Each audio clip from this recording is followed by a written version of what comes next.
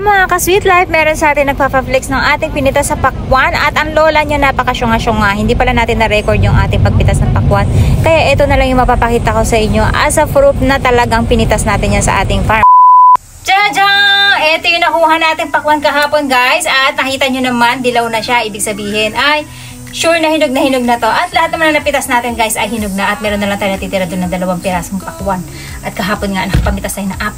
At dahil si Ate Aska gustong-gusto daw niya kumain ng pakwan, ito yung open natin. Surprise natin yung ano guys, yung pagbubukas. Naku, ang katas. Ang katas te. So ayan guys.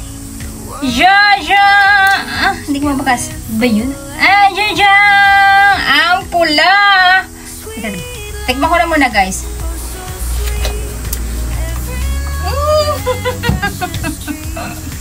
Ito yung masabi ko guys na super proud ako sa sarili ko kasi kahit hindi ako professional na farmer, look! Ang ganda ng pakwan natin at super tamis. Hindi siya yung masasabi ko na babad sa ulan kasi nga wala nga ulan, mag-iisang buwan na. Hindi na makati si ate, inaagaw na.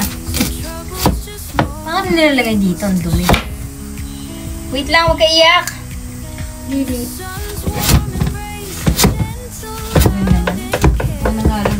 Let's eat. Hala ko, juice. Ano ba talaga? Tikman muna natin, syempre. Tikman mo ito yung walang buto. Itadakimasu. Itadakimasu. Grabe guys, ang sarap.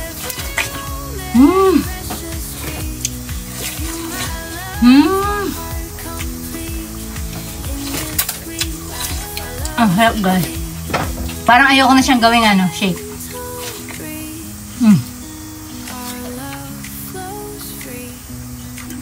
Lintay ko yung smoothie. Bago tayo pumunta sa farm. Saktong-sakto guys kasi nauhaw ako. Itadakimasu. Amay. Amay niya. Tamis na ba? Ano amay nun? May dikira natin. Amay yun. Bakit neneng to? So and guys, gagawa tayo ng ating smoothie. Sa Nihongo kasi guys, smoothie. Kaya smoothie ako na smoothie.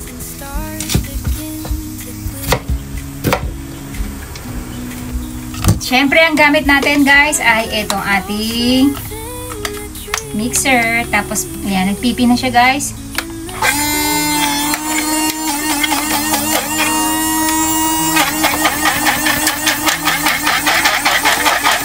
Babaan niya lang na ganyan. Ayan. Diba ang bilis?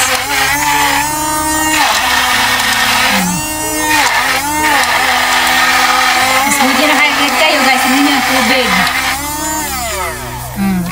Lagay pa natin yung iba nating pakwan. Punta kami sa farm ni Papa kasi magdidilig ako ng aking mga pananim. Kasi Papa magdadamo.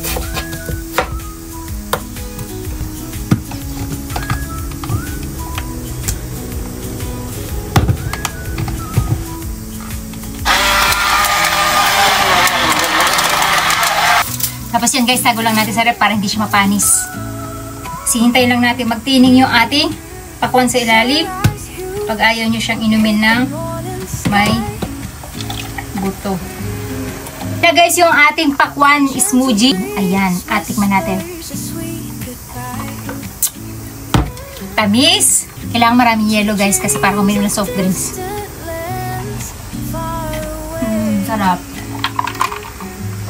Ang tamis masyado, no? Parang may sukal. Gusto ko matabang. So, alis na kami guys. Punta kami ng farm. So, dito kami ulit sa dagat. You know why? Para lang kumain ng mahiwagang pakwan ni Sweet Life. Horseshell! Sarap! Sarap, no? Ang sarap ng tamis. Yung tamis niya todong-todo. Saan naman ba talaga ito ba? Tsaka wala kasing ano, walang ulan. Bili mo yata. Gago. Makikita mo yung pagpitas ko dyan. Alam niyo na, natutuwa lang sa kaibigan ko guys. Hanggang sa maiga niya yung isang pakwan na kinakain niya. Wala siya ibang binibigas kundi masarap-masarap. Parang ano, may asukal. Diba? Grabe, sarap Ben. Sarap. Sa pabero.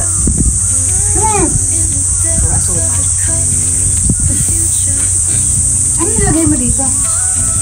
Carnival. Kuya, orange!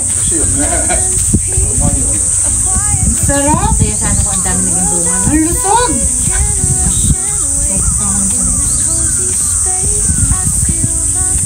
Umuho ka tapos hinihit ka. Ang sarap-sarap niya. Ang sarap naman ito. Masarap ka sa ano? Bawat kagat mo, dinanamnam mo no? Yung mga sa ano sa auction na Makuhan. mga junjuma. Ano mo yun? Grabe naman, be. Ang sarap Narinig nga. niyo yan, guys, may binibenta dito na, ano yung jumang? May hakugot jumang nga yung isang piraso na nabenta ng ano yung first pakwan of the year. 1.5 guys, nabenta yung pakwan ng Japan. Sabi ng kaibigan ko, masarap pa to.